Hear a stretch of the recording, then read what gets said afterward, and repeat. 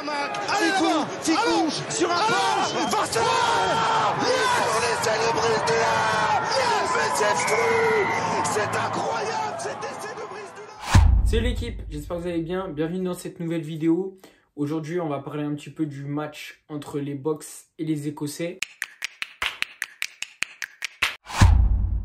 Victoire des champions du monde en titre, 18-3, dans un match où je trouve qu'ils ont complètement dominé.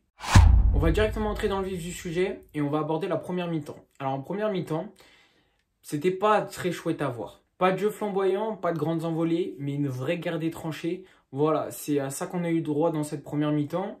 D'un côté, on avait un plan tactique côté sud-africain qui était assez clair. C'est-à-dire que dès qu'ils voyaient qu'ils n'arrivaient pas trop avancés, ils s'embêtaient pas, ils envoyaient une grande quille, ils dégageaient le camp, notamment s'ils étaient dans leur propre camp, ils proposaient ça. Et de l'autre côté, il y avait les Écossais qui, eux, de mon point de vue, du moins, j'avais l'impression qu'ils essayaient tant bien que mal de résister à la pression des Boks. J'ai pas vu forcément de plan tactique. On sait que leur magicien, leur meneur de jeu, Finn Russell, c'est un peu lui qui anime des fois, qui peut sonner la révolte par des coups de folie quand l'Écosse va pas très bien. Et là, il a été nonchalant. C'est le Finn Russell qu'on aime moins. Il n'a pas réussi à extérioriser son talent. Et donc, à l'image de son équipe, il a fini petit à petit par flancher.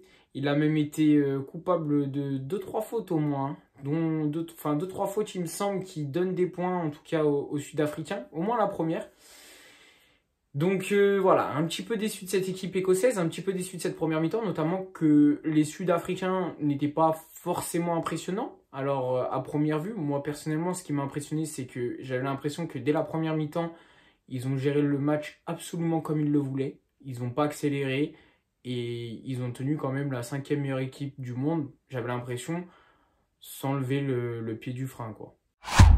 Mais malgré cette maîtrise en première mi-temps de la part des Sud-Africains, on a vu déjà quelques faiblesses. Comme j'ai évoqué dans ma vidéo pronostic, l'Ibok n'a pas du tout été en réussite face aux Perches. Tout le long du match, il leur a laissé un total de 11 points, ce qui aurait pu quand même porter le score final à 29-3. On peut imaginer que, évidemment... Voilà, avec l'enchaînement du match, le score aurait pu être encore différent, puisque évidemment, une fois qu'on est mené plus largement, mentalement, on peut décrocher plus facilement, il peut y avoir un score plus fleuve, enfin bref. Mais bon, un total de 11 points au pied lâché, donc ça c'est le premier gros point noir que j'ai trouvé. Et le deuxième point noir, c'est que malgré cette maîtrise plutôt bonne, plutôt bien faite de la part des Sud-Africains, l'action la plus dangereuse de la première mi-temps, elle est écossaise. Elle est superbement bien amenée. Darcy Graham prend un intervalle parfait, fin de passe. Et là, il prend un peu trop de temps avant de vouloir donner. Il y a un bon retour, il se fait bloquer. Il ne peut pas passer. Et bon, on en reste en première mi-temps sur un score de 6-3. Le match est toujours prenable pour les Écossais. Mais on sent que cette équipe africaine a la main mise sur le match. Et que, voilà, moi j'avais vraiment l'impression que les Écossais pouvaient faire tout ce qu'ils voulaient là, au retour des vestiaires. Que si les Sud-Africains étaient toujours dans cette maîtrise-là, ils ne pourraient rien faire. Et c'est ce qui s'est passé. C'est ce qui s'est passé. Dès le retour de cette seconde mi-temps, l'Afrique du Sud a un peu accéléré. Boum, essai, avec une passe au pied de l'Ibok. Magnifique. Magnifique. Il ne regarde même pas la balle quand il tape. Parfaitement, il sert parfaitement Chasing Colby qui arrive dans une course absolument parfaite. Là aussi, encore une fois, en fait, l'action est parfaite. Et là, on sent que ça met un gros coup de casque sur la tête des Écossais. Et donc, voilà, le score qui passe à 18-3. Et derrière, on retrouve une Afrique du Sud gestionnaire, une Afrique du Sud qui va pas se précipiter, qui va un peu laisser les Écossais jouer, qui vont exploiter un peu les ballons qui sont intéressants. Sinon, ils vont pas s'embêter. Et pareil, ils vont envoyer des quilles. Enfin, je les ai vraiment trouvés impressionnants sur la gestion du match.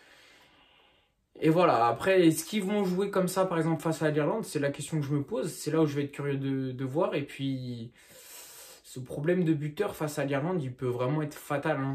Encore une fois, c'est ce que je disais dans ma vidéo des pronostics. Notamment pour ceux qui ne l'ont pas vu, allez la voir. Je ne vais pas spoiler comme ça. Mais c'est un détail que j'avais bien pris en compte pour la première place de cette poule. Donc voilà. Mais ouais, il faut régler ce souci de buteur. Et puis sinon, derrière, sur le plan de jeu, il n'y a rien à dire. Même les joueurs, est-ce que j'ai vraiment besoin de tous les citer? Je ne pense pas. Voilà, c'est les champions du monde, ils sont pas là pour rien. Leur entrée en Coupe du Monde, elle est réussie.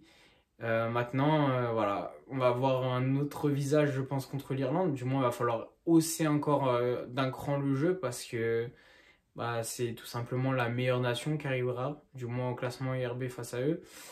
Les détenteurs du Grand Chelem 2023, hein, où ils ont été clairement indiscutables. Donc ça va être un sacré choc ce match-là. Et côté écossais, rien n'est fini. Alors certes, la suite du calendrier s'annonce pas plus facile pour eux. Il va falloir engranger des points face aux équipes qui vont se présenter avant de jouer l'Irlande, qui sera leur dernier match de la journée. Enfin de leur phase de poule, pardon. Voilà, il faudra d'abord faire le plein de points face à la Roumanie puis au Tonga. Mais surtout le plein de confiance pour arriver et jouer un véritable 8e de finale contre l'Irlande. Alors ça dépendra du... En fait non, dans tous les cas ils auront certainement une carte à jouer parce que l'Irlande gagne ou que l'Irlande perd contre l'Afrique du Sud, il y aura forcément quelque chose à faire. Donc à voir tout cela. En tout cas voilà, la compétition n'est pas terminée pour eux, ils n'ont pas bien commencé. Ils n'ont pas réussi non plus à aller chercher de points de bonus, ils ont marqué que 3 points, c'est très peu. C'est très très peu.